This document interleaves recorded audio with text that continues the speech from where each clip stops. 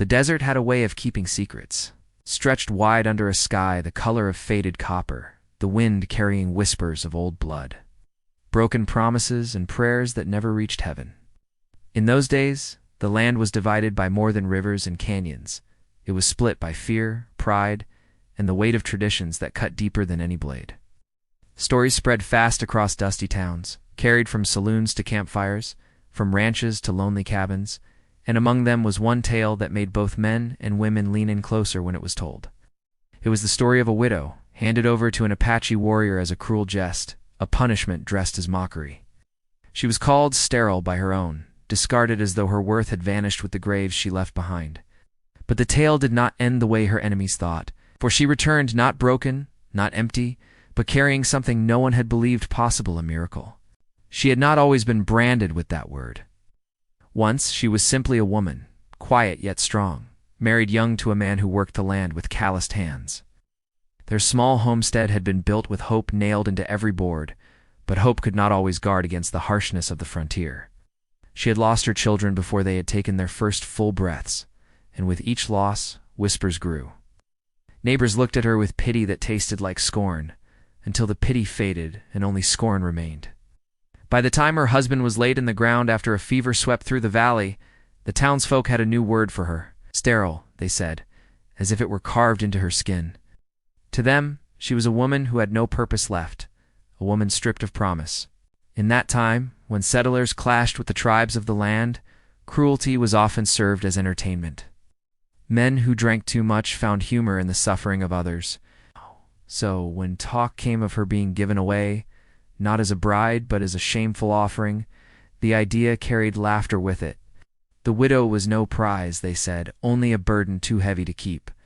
Better to mock her by handing her to one of the Apache, to see what use they could make of her, or whether they would leave her bones on the desert floor. The decision was made not by her voice, but by the voices of men who believed themselves in command of fate. The Apache warrior who came for her was not chosen by chance.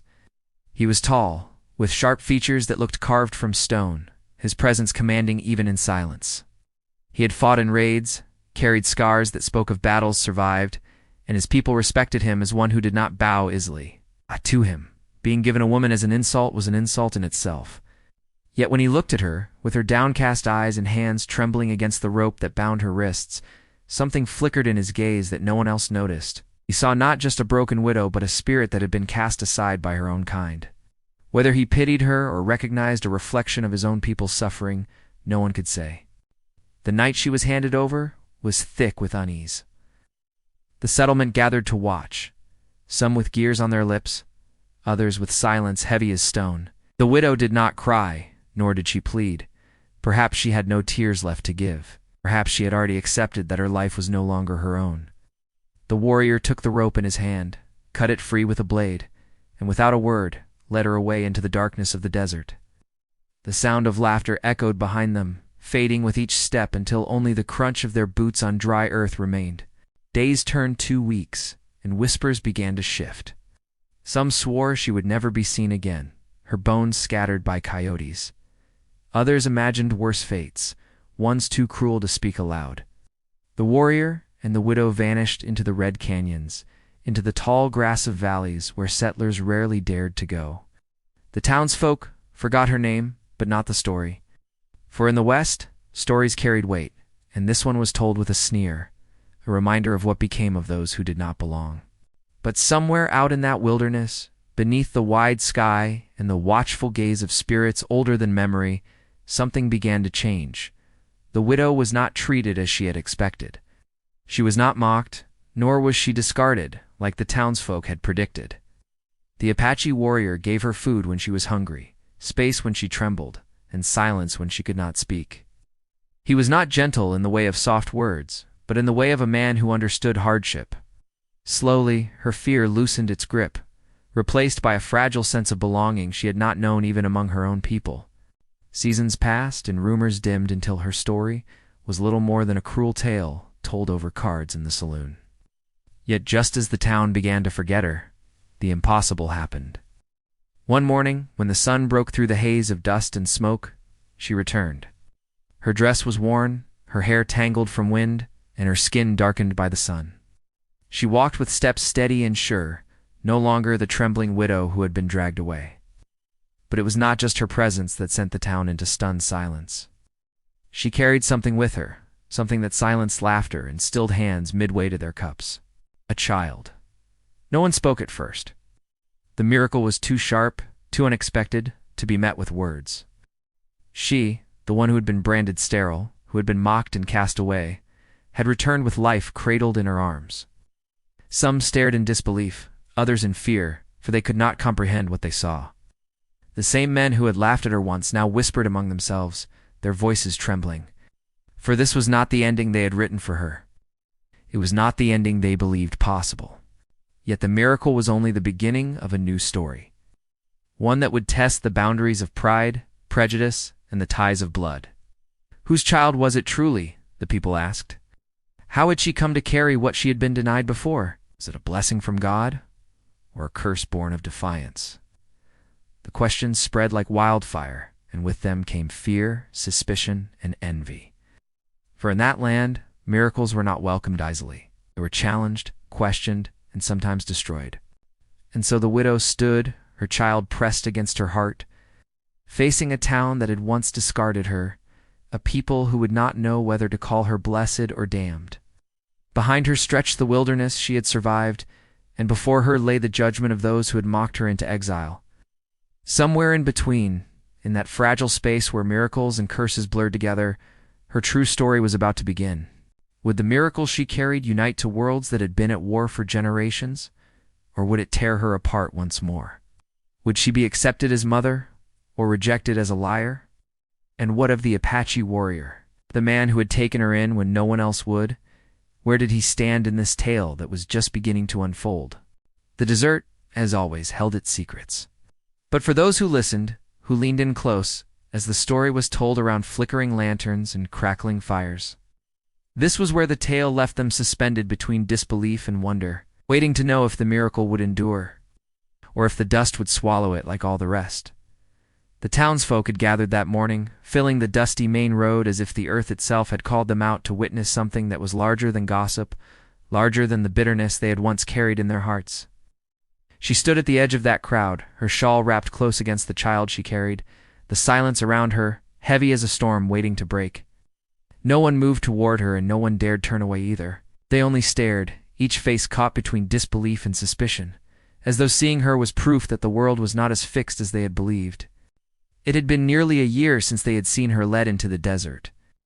In that time, she had become nothing more than a ghost in their memory, a tale spoken with smirks over whiskey glasses.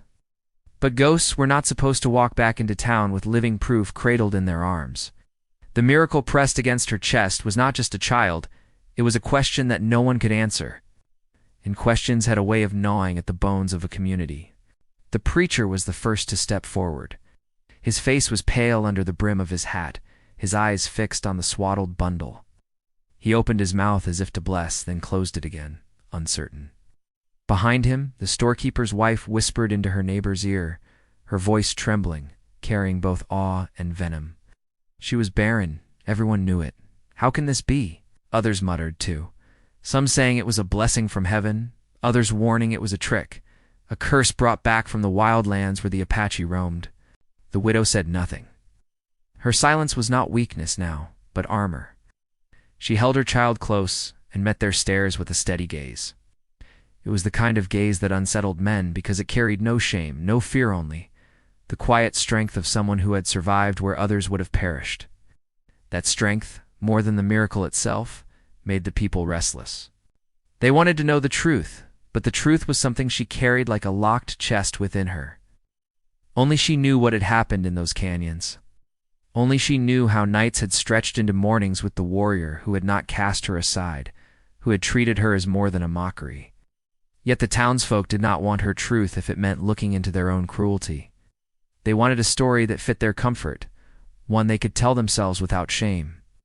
And so whispers began to twist, as whispers always did.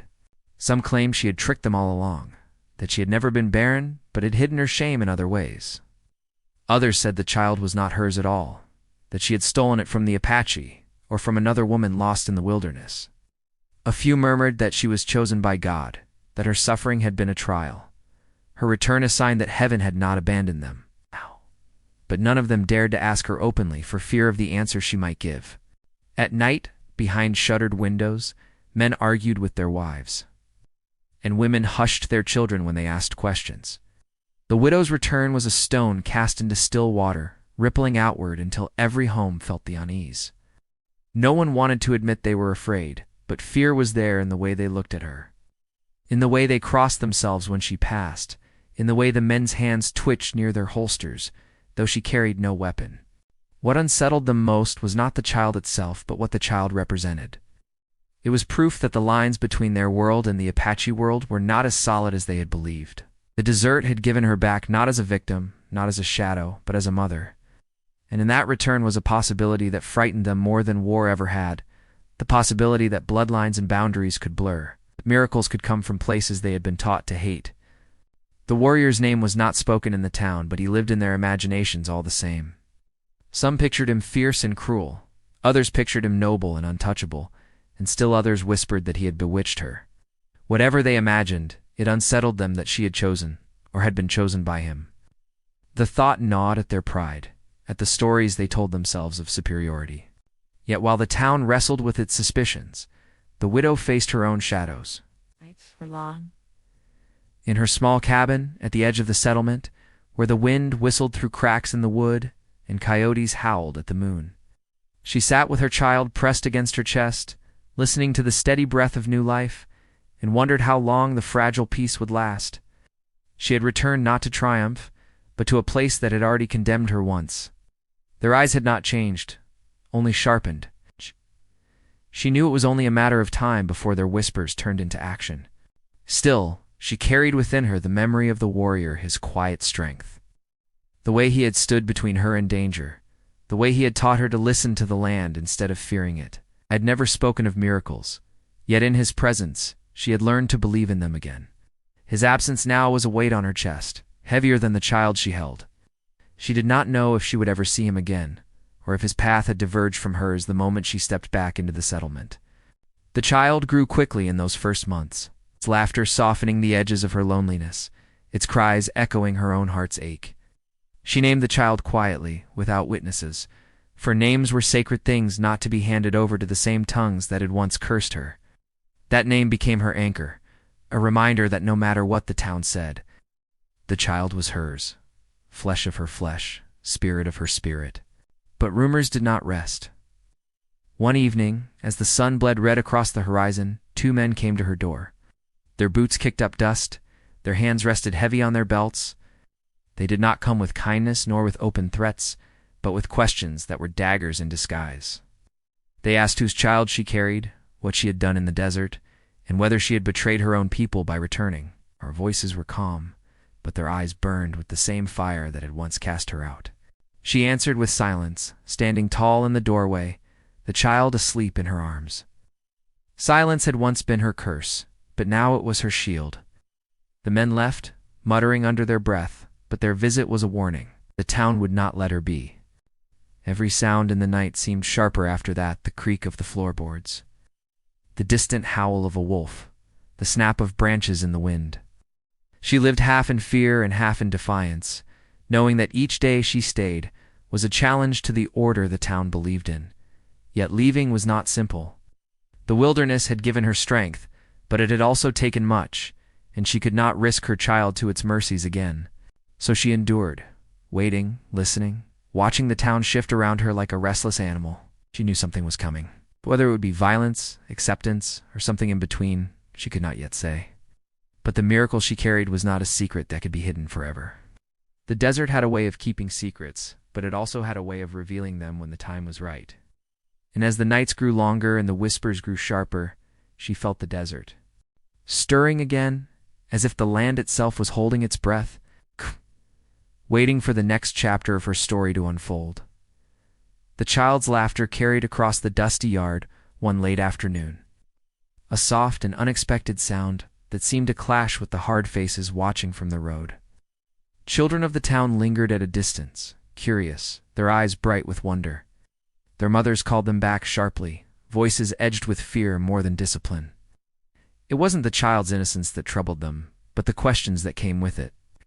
Every giggle, every clumsy step, every sparkle of life was a reminder that the town's cruel judgment had been wrong, and people did not like being proven wrong. The widow knew this. She felt it in the way conversations hushed when she walked into the general store, in the way the preacher's sermons had shifted to darker tones about temptation and punishment, in the way the men by the saloon stopped talking altogether when she passed by. Some days she wished the miracle she carried had come quietly, in shadows where no one could see it. No. But miracles had a way of demanding to be noticed, even when they were born from silence. Among the whispers that crept through the town, a few threads began to unravel into something larger. The sheriff, an older man worn down by years of keeping uneasy peace between settlers and the Apache, grew wary. He knew the return of the widow and the mystery of her child could spark something more dangerous than gossip. To some, her child was proof of union, a fragile bridge between enemies. To others it was a wound, a reminder that bloodlines could mix in ways they had sworn to prevent.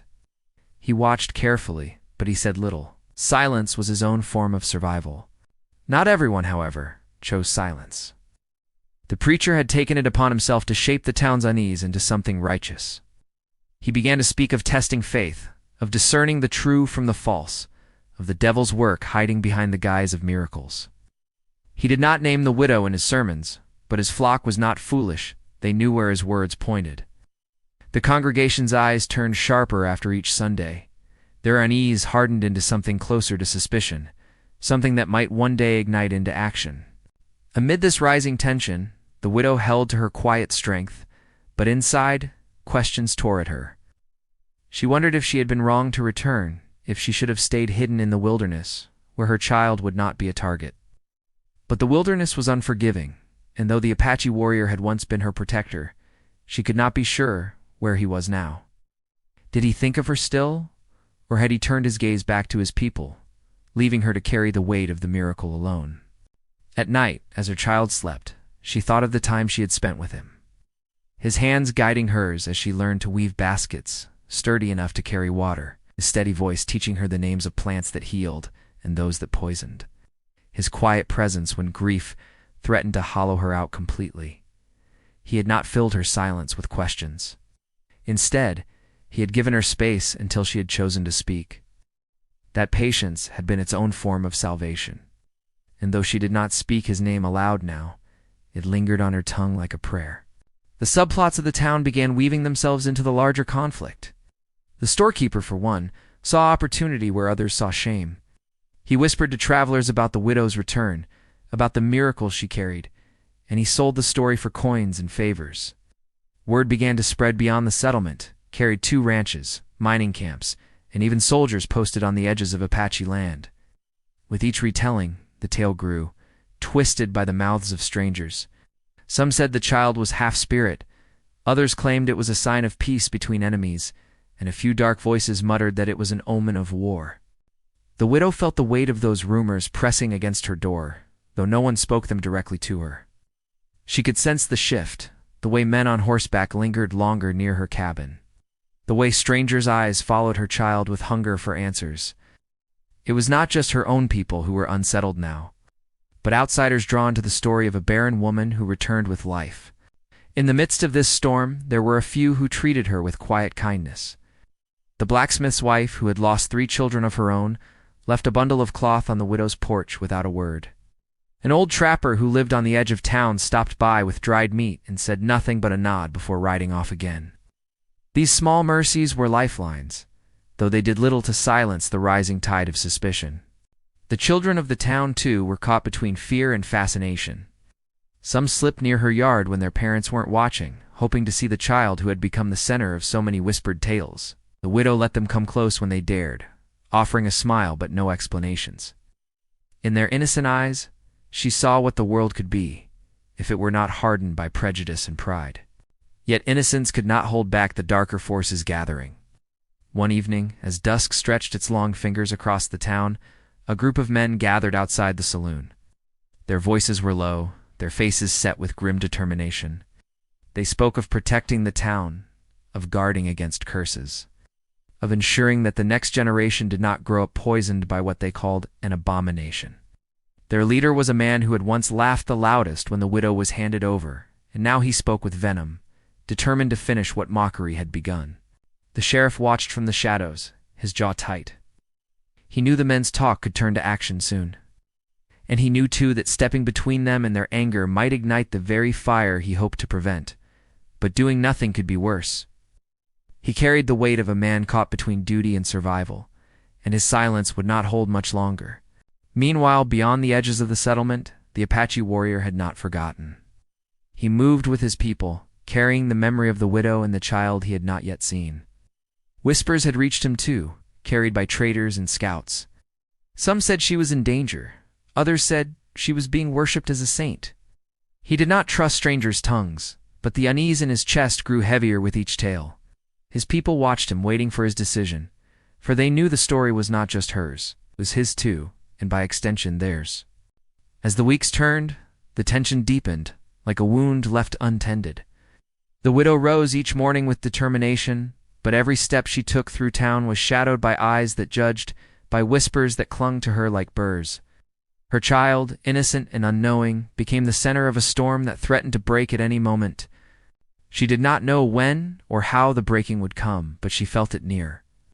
The town's fear was not a quiet thing. Any more it was sharpening into something dangerous. And in the stillness of night, when she pressed her child close and listened to the wind, she prayed not just for strength, but for the courage to face what she knew was coming. For the story of the widow, the warrior, and the miracle was not finished. It was only gathering force, like thunder rolling across the desert plains, waiting for the strike of lightning that would set everything ablaze. The days began to close in, like a tightening noose. What had once been whispers had grown into voices that no longer bothered to hide behind closed doors. The widow could feel it in the air whenever she stepped into town, could see it in the way men stopped their card games when she walked past the saloon windows, in the way women clutched their children's hands tighter, as if her very presence might stain them. Her child was growing, a bright and curious soul, but every innocent step seemed to echo louder against the heavy silence of the town. The miracle that had once been only a question was now a threat in their eyes. The preacher's sermons grew sharper, stood at the pulpit each Sunday with sweat shining on his brow, speaking of serpents in the grass and false wonders meant to test the faithful. He spoke of the need for purity, of dangers that came when people strayed from the path. Though he never said her name, his words sliced close enough that everyone in the pews understood. And when his flock left the church, they carried those words into their homes, their work, and their hearts, turning suspicion into something that felt like duty. The sheriff, though quiet, had taken to riding past her cabin more often. She saw him there sometimes in the fading light, sitting tall in his saddle, his eyes scanning the horizon as if expecting trouble to come riding out of the desert.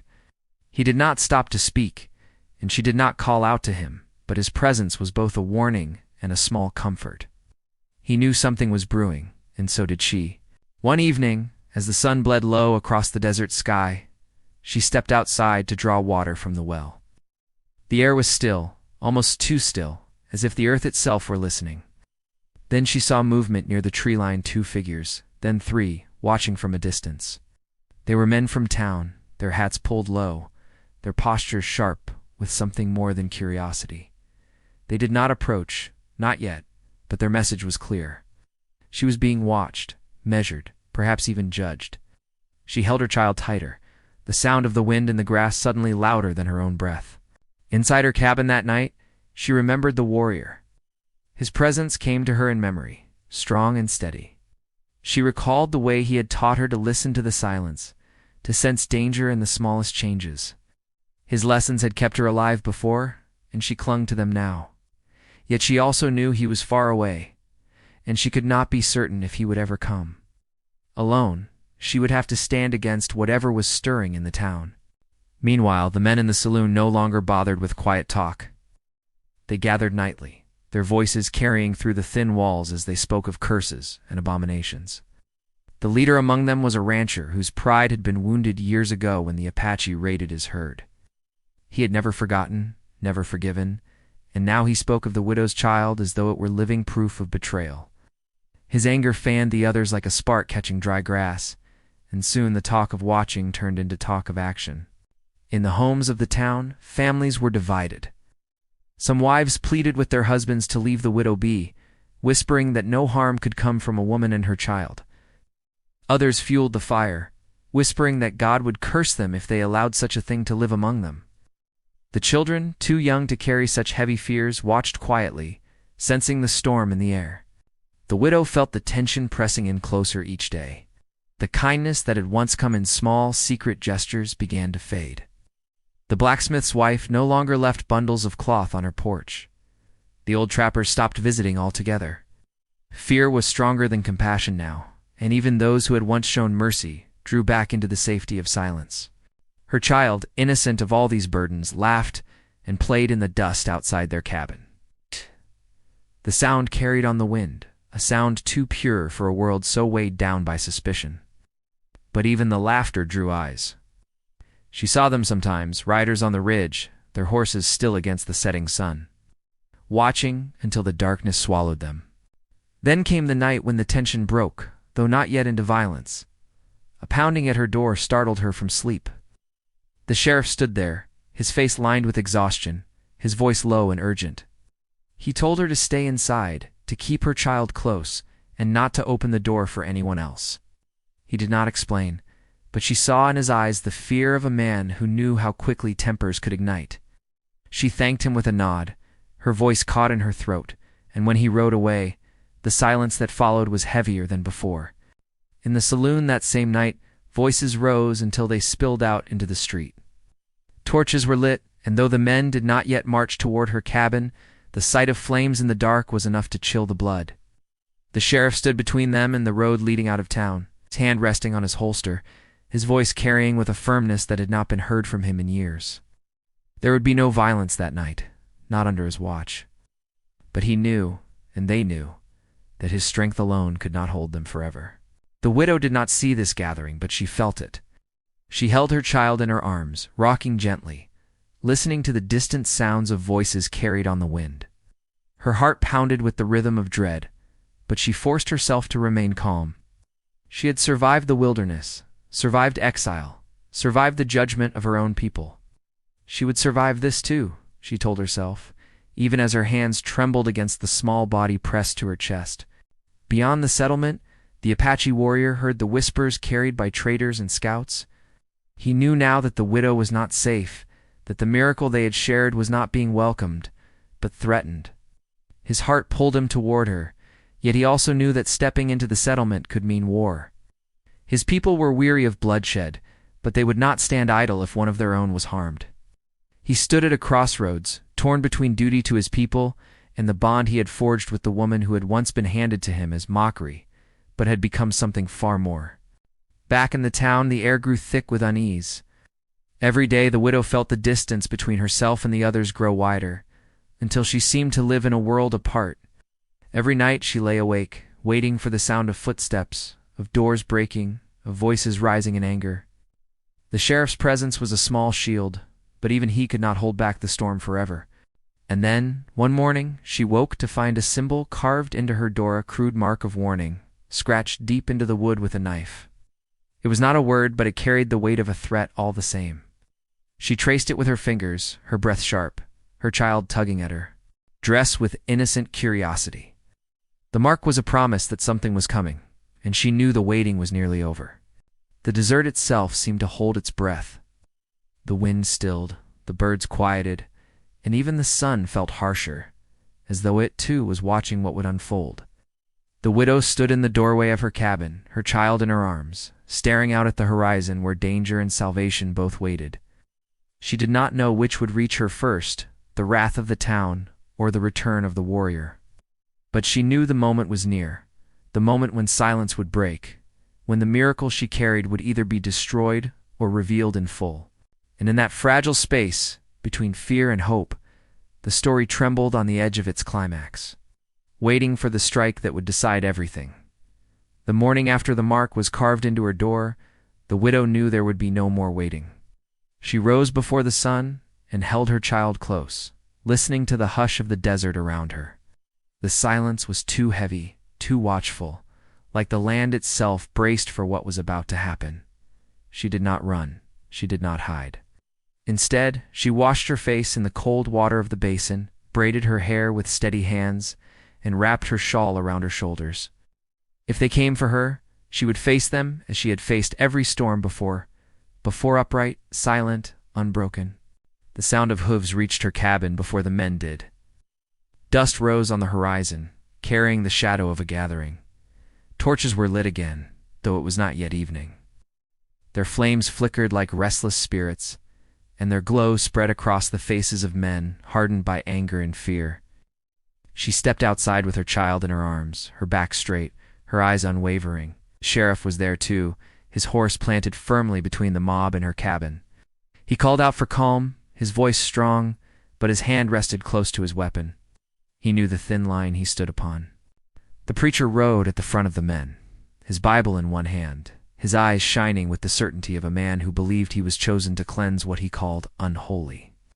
He spoke of curses and false wonders, of dangers that must be cast out before they poisoned the rest. The men behind him nodded, their faces grim, their hearts locked into the path his words had carved for them. The sheriff warned them again, but his voice faltered against their rising shouts. Then the sound came another wave of hooves, not from town but from the ridge. Eyes turned, and the mob stilled for a moment as figures appeared on horseback against the glowing sky. Apache riders. At their front was the warrior himself, tall and resolute, his presence cutting through the noise like a blade through cloth. He rode forward without fear, his gaze locked not on the mob, but on the widow and the child in her arms. His face carried no anger, no wildness, only calm strength, as if the desert itself had stepped forward to stand beside her. The townsfolk tensed, hands reaching for rifles. But the sheriff raised his voice like a whip, warning that one wrong move would mean blood spilled on both sides. For a long moment no one moved. Dust swirled between them, the torches crackled, and the child stirred softly against the widow's chest. The stillness was unbearable, and yet it held, fragile and sharp.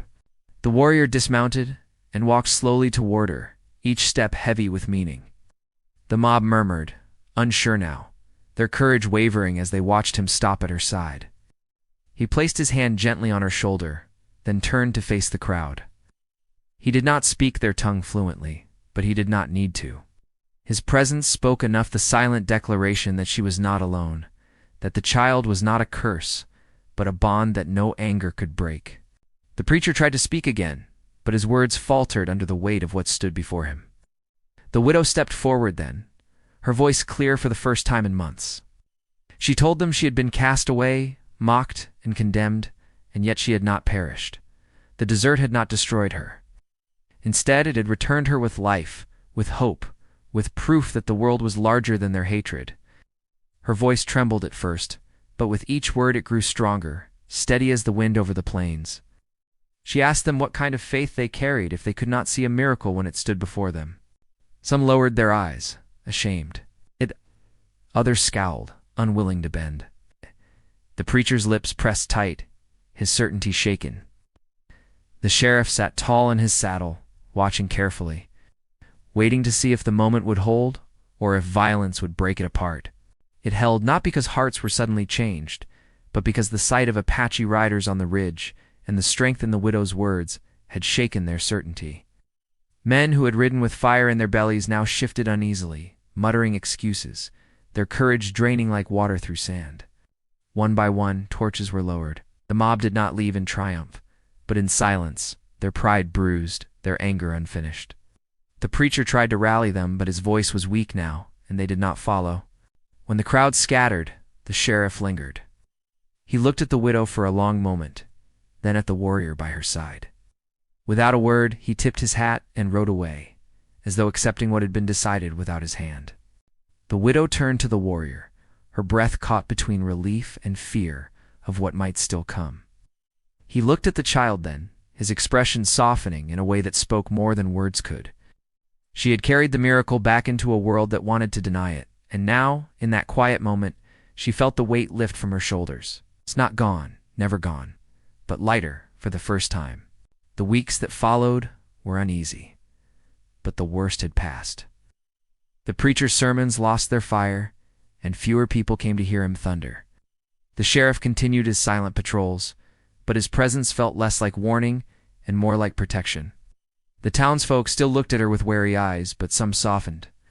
A few women brought small offerings again, a basket of bread, a jar of milk. Children played near her cabin without being called back so quickly. Suspicion had not vanished, but it had been weakened by what they had seen, by the silence of their own failure to act against her. The widow lived on the edge of the town still, but no longer in exile. She walked the streets with her child in her arms, her steps steady, her eyes meeting those who once mocked her. They did not call her sterile now. They did not dare. She was a mother, and her child was living proof of a story that no cruelty could erase. The warrior visited when he could, moving between his people and the edge of her world. He did not claim her, nor did he leave her.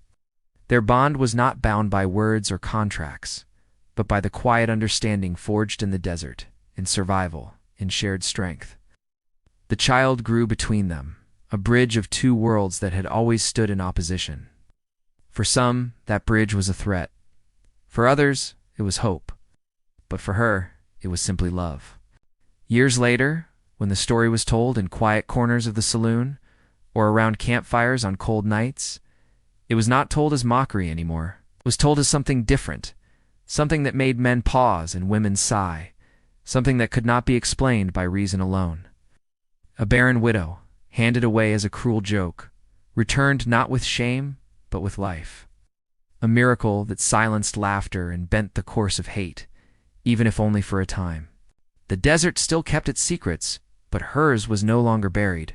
She had carried it in her arms, and in doing so, she had changed the tale others thought they had written for her. The story became more than exile, more than survival. It became a reminder that miracles, when they came, often rose from the harshest ground. And so she lived, not as a shadow, not as a mockery, but as a mother. As a woman who had walked through fire and returned carrying life. Her child's laughter echoed across the plains, and with every echo came the memory of what had been endured, and the hope of what could still be. That was how the story ended, not with fire or blood, but with quiet strength. With a miracle cradled against a heart that had once been broken, and with the desert sky watching as a woman who had been called empty stood full of life, unshaken, unforgettable,